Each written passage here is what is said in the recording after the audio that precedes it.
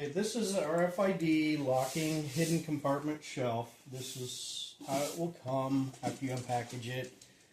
The two halves will be assembled to save shipping size. It is unlocked with no batteries in it at this point. So to mount it to the wall, you have to separate the two halves, the two parts, and on each side pull it out, and on each side there's a tab. On the right side you push up, on the left side you push down, and then you can separate the two parts and the inner compartment and the outer shelf. Set the outer shelf aside for the moment. Then on your wall, figure out where you want to mount it, at what height. Try to find two studs so you can mount it securely. If you cannot find two studs, I will include wall anchors. 2 wall anchors to go into the drywall that hold 105 pounds each. And you can use those if you cannot find a stud. And there's a link in the instructions to a video that shows how to use these. It's pretty simple. Okay, so we got lucky. We found the studs. It's right where we want to put them. Let's pretend this is a wall. This is our studs right here. So we'll go ahead and start our screw into one of the holes. These holes are 16 inches apart. And go ahead and start the screw into the wall where you would like, where you found one of the studs. Then, if you need to, place a level on the back, and then level it across. Then start another screw into the other stud in the other hole, and you snug it up as well. So once you get it in, you can go ahead and tighten it, snug them up so it's nice and tight against the wall, and you don't have to worry about it drooping down or sagging. Okay, now at this point we need to test to make sure that everything is working correctly before we turn on the lock. So slide the drawer slides all the way out with the bearings as well, and then line it up on the drawer slides on each side, and slowly, easily slide it on. If you feel a lot of tension, back off. It's not lined up, otherwise it should roll on fairly smoothly. Then right at the end you may need a little pressure to have it snap completely into place. After that, it should roll in and out smoothly and snap up against the wall and keep it from sliding out. Okay, so get to this point, then you can take the outer shelf back off using the same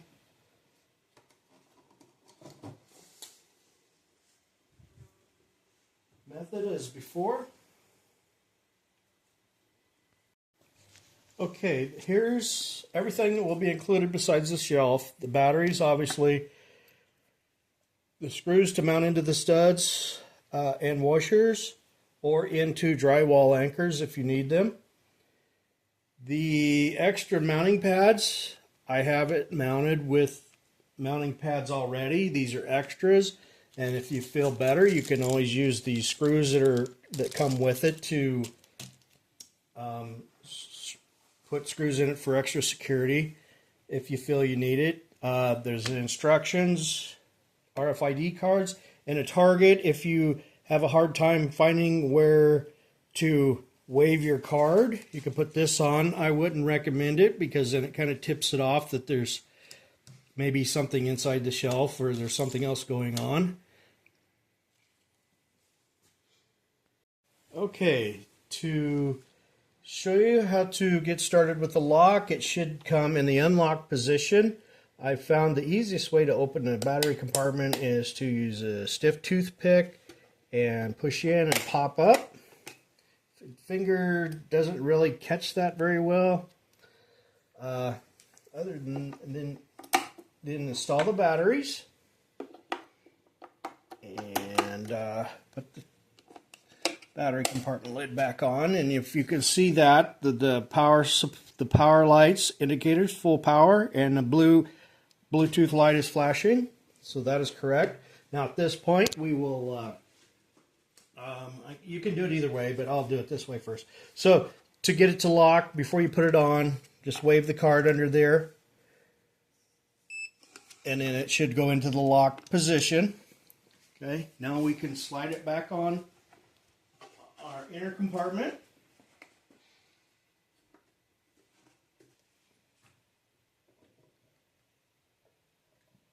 And it should slide on nice and easy. And like I said, that last 1/4 inch, it kind of needs a little extra push. Should be locked, which it is. It's locked. Now I will ship this with these cards pre-programmed, so they should work right out of the box after you put the batteries in. So we'll just double check. So, yep. And then in a few seconds it should lock itself. Push it back. Lock. Try the other card. And unlock. Put what you need in there. Lock up, hide, whatever you want. Push it back.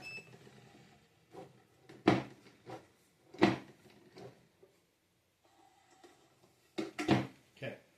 I accidentally unlocked it again. There it is, locked up. And the other option for opening it is an app called eSmart Lock, and there's a link to a Play Store, the App Store, and you can download it and set it up.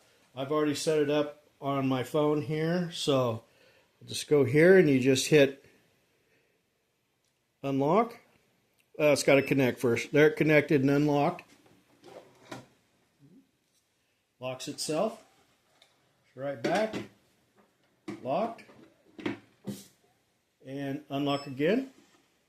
And it should open. And that's all there is to it.